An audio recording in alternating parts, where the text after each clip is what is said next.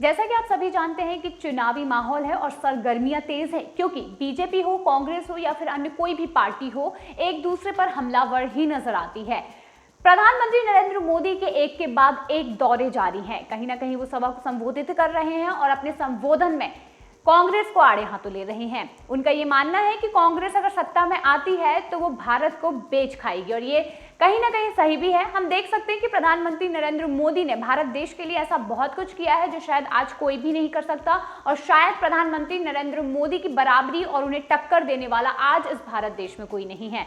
तो फिर हम ये मान सकते हैं कि प्रधानमंत्री का जो डर है पूरे भारत देश के लिए कहीं ना कहीं वो सही है, क्योंकि कांग्रेस ने सच में तुष्टीकरण की राजनीति ही की है और कहीं ना कहीं उन्होंने ऐसे बयान दिए हैं जिसे लेकर ये सही माना जा सकता है। मोदी जी ये कहते हैं कि रविवार को कांग्रेस पर उन्होंने जब निशाना साधा तो उन्होंने कहा कि आज विश्व में भारत की पहचान लोकतंत्र की जननी के रूप में हो रही है। यह हम सभी के लिए काफी गर्व की बात है। भारत में करीब 25 करोड़ लोग बहुआयामी गरीबी से बाहर आ चुके हैं और इसी तथ्य ने देश के नागरिकों में आत्मविश्वास जगाया है। हुबली में एक लड़की के साथ जो हुआ उसने पूरे देश को परेशान कर दिया। लड़की के परिवार ने आरोपियों के खिलाफ कार्यवाही की भी मांग की है। प्रधानमंत्री मोदी ने कहा कि भारत जब आगे बढ़ता है, जब मजबूत होता है तो हर भारतीय खुश होता है, लेकिन कांग्रेस देश हित से इतनी दूर हो चुका है, परिवार हित में इतना उलझ गया है कि उसे देश हित की उपलब्धियां अच्छी नहीं लगती हैं।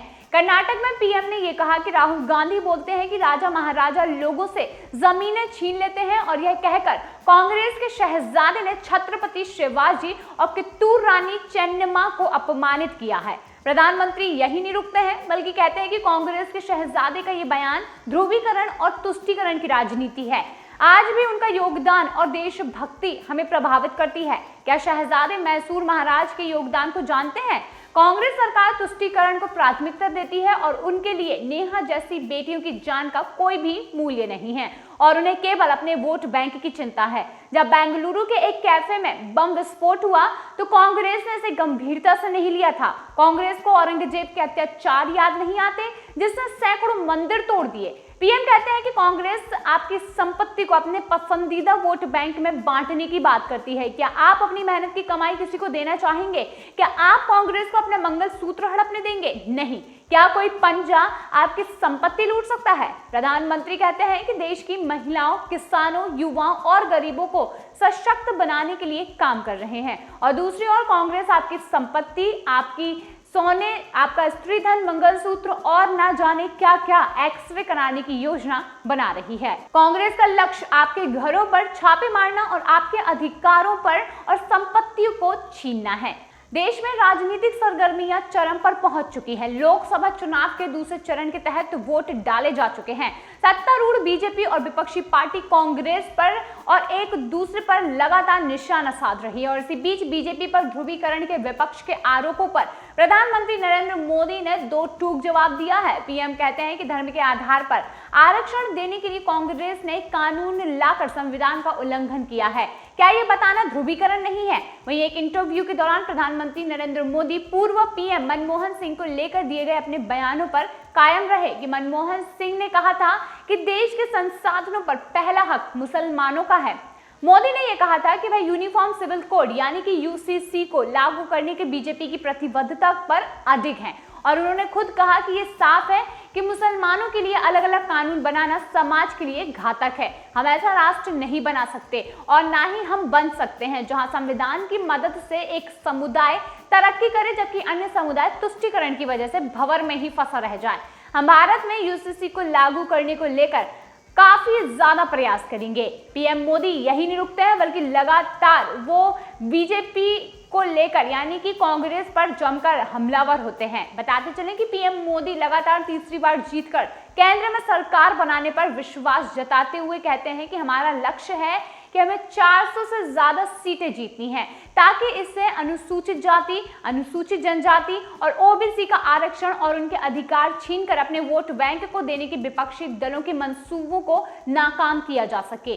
पीएम मोदी ने वेल्थ डिस्ट्रीब्यूशन और विरासत टैक्स को लेकर ये कहा कि मुझे नहीं लगता कि ये किसी तरह का समाधान है, यह असल में खतरनाक है। अगर सरकार धन के रिडिस्ट्रीब्यूशन के नाम पर आपका पैसा छीन ले तो क्या आप दिन रात कड़ी मेहनत से काम करेंगे? इस तरह के कॉन्सेप्ट स्टार्टअप क्रांति को खत्म कर दिया जाएगा और ये विपक्ष के लिए अपने वोट बैंक को खुश करने का एक तरीका है। मोदी कहते हैं कि इस तरह के कॉन्सेप्ट से सांप्रदायिक सौहार्द को काफी ज्यादा खतरा है। पीएम मोदी ने कहा कि हमारा संविधान सभी अल्पसंख्यकों की संपत्तियों की रक्षा करता है और इसका मतलब यह है कि जब कांग्रेस संपत्ति के रीडिस्ट्रीब्यूशन की बात करती है, वह अल्पसंख्यकों की संपत्तियों को छुएगी तक नहीं। वह धन के बंटवारे के लिए वक्फ की संपत्तियों की तरफ भी नहीं देख सकती, लेकिन उसकी नजर अन्य समुदाय की संपत्तियों पर जरूर होगी।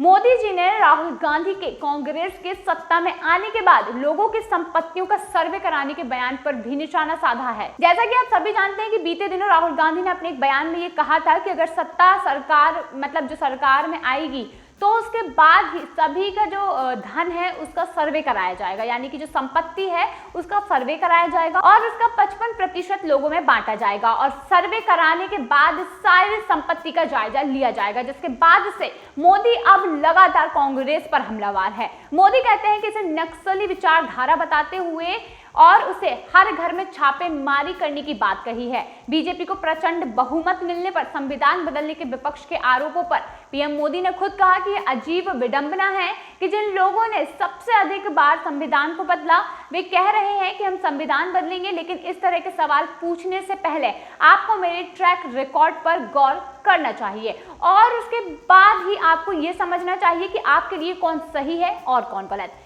यानी कि आपको बताते चलें कि जब चुनाव आ चुके हैं तो सभी पार्टियां अपने पुरजोर लगाकर जीतने की कोशिश में लगी हुई है। इसके साथ ही कांग्रेस ने बीते दिनों अपना मैनिफेस्टो लॉन्च किया और जिसके तहत उन्होंने ये बताया कि जो लोगों की संपत्ति है उसमें से 55% जो धन रहेगा वो लोगों में बांट दिया जाएगा। और यहाँ पर आप जानते हैं कि पूर्व पीएम मनमोहन सिंह के एक बयान को लेकर भी बवाल खड़ा हुआ था, जहां पर उन्होंने ये कहा था कि भारत की संपत्ति और इस पूरे देश पर सबसे पहला अधिकार मुसलमानों का है, जिसके बाद से अब लोग यही जानना चाहते हैं कि आखिर कांग्रेस ऐसा क्यों चाहती है, कांग्रेस लोगों की संपत्ति को क्यों लूटना चाहती है, इससे किसे क्या फायदा होगा।